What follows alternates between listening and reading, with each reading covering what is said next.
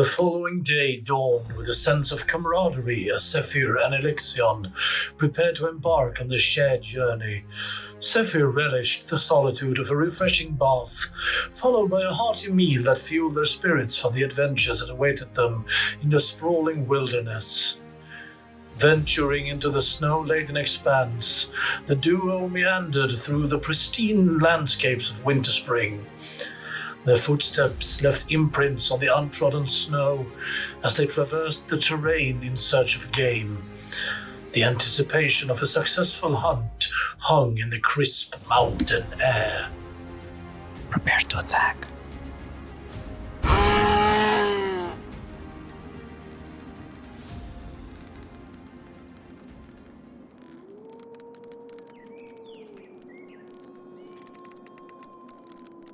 This is not a result of natural causes.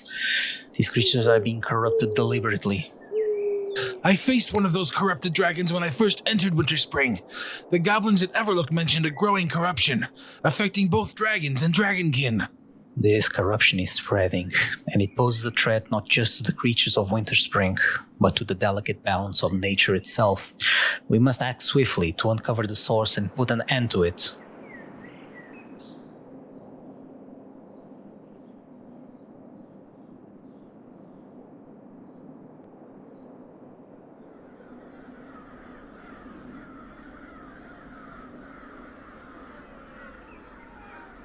These might be the culprits behind the corruption.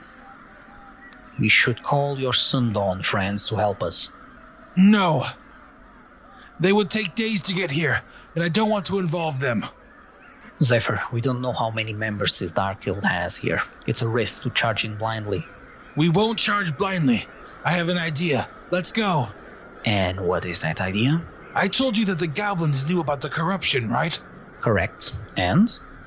I felt that the Night Elves know something about it as well. If we go to Everlook, recruit the goblins, and then go to where the Night Elves are stationed, maybe they will help us.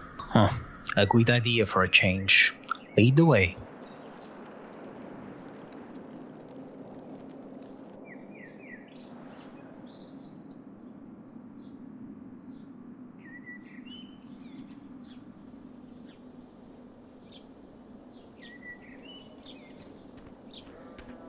We've got trouble, boss!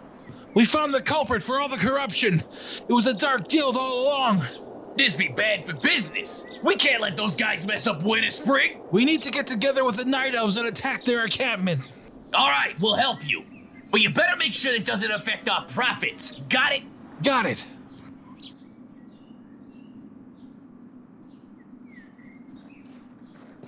What brings you to our outpost? We need your help! A Dark Guild is corrupting the Blue Dragons in Winterspring. The corruption is spreading rapidly.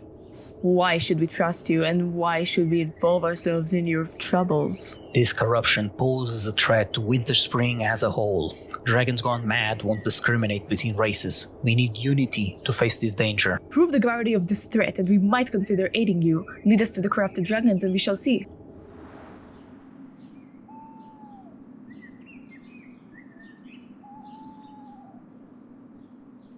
There is no room for such corruption in these lands. We shall aid you in cleansing this blight and putting an end to the Dark Guild's nefarious deeds. Ishnu Allah. All right, move along now. Interesting.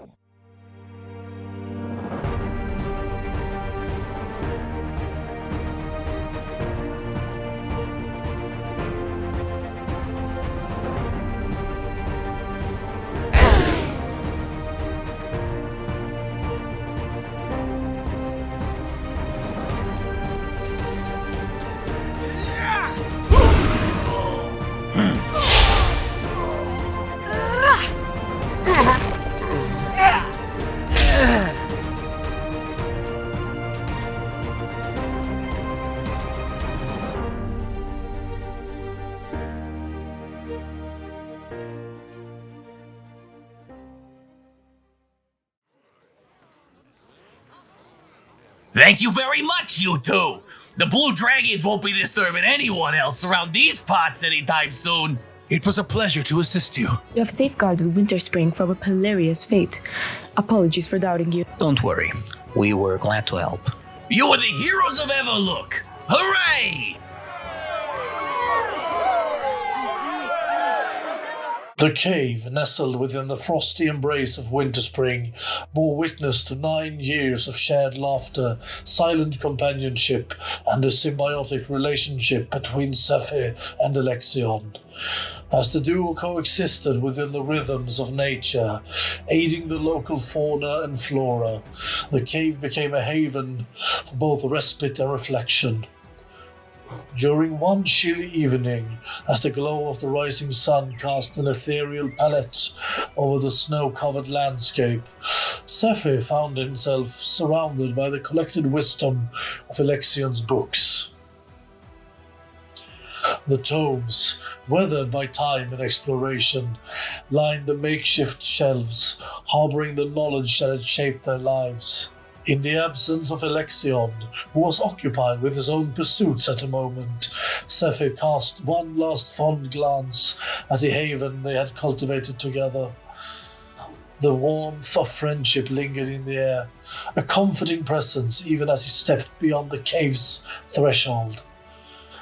With each echoing footfall, the cave became a memory, a testament to the bond that time had etched between the two kindred spirits. The frosty morning embraced Zephyr as he ventured into the wintry landscape, leaving behind the shared sanctuary and venturing into the shadows that awaited beyond. Nestled by a cascading waterfall in the heart of the wilderness, Zephyr established a humble outpost to serve as his training grounds. The perpetual symphony of flowing water accompanied his rhythmic cadence of his relentless pursuit of mastery. Day and night he immersed himself beneath the freezing waters, his lithe form silhouetted against the shimmering cascade. With each spell cast, Zephyr sought to intertwine the elusive forces of light and shadow, weaving them into a harmonious dance of arcane prowess. The icy currents mirrored the ebb and flow of his training as he delved deeper into the esoteric secrets of his magic. Survival in this untamed realm became a testament to his resilience. Wolves and boars, native denizens of the wilderness, became both his adversaries and providers. With bare hands and old instincts, Zephyr engaged these creatures, not just for sustenance, but as sparring partners in his relentless pursuit of strength. After some weeks, Zephyr decided to return home to the cave he and Elexion shared. As Zephyr approached the familiar cave, a shadow of concern draped his features. The anticipation of Elexion's reaction weighed on him. Upon entering the cave, he found Elexion waiting, a mix of relief and anger etched across his face. Elexion, You disappeared for weeks without a word, and now you come back? What were you thinking? I needed time alone to train and clear my thoughts. I hoped you'd understand. Understand. Zephyr, while you were away, I was attacked by strange two-legged wolves. One of them even managed to bite me. Two-legged wolves? That's not normal. Are you okay? What happened? I don't know what they were, but they weren't ordinary wolves. I'm sorry. I never thought that would happen. Zephyr, there's something I need to tell you. It's not just about this situation, it's about us. What do you mean? I felt something more than friendship for you, Zephyr. It's been there for a while, and I thought with you leaving, it would eventually disappear, but it didn't. Elexion, I appreciate your honesty, but can we talk about this later? You know, Zephyr, I thought you might care about what I'm saying. I lay my feelings out in the open, and all you can say is we can talk about this later? What's the point of waiting? Elexion, I didn't mean to belittle your feelings, but right now we're facing a danger that can affect both of us. We need to prioritize dealing with this first. Can't we talk about us after we've dealt with your bite and the creatures that attacked you? Always the same, always pushing things aside. Maybe I was foolish to think that you might feel the same way. Leave, Zephyr, and don't come back.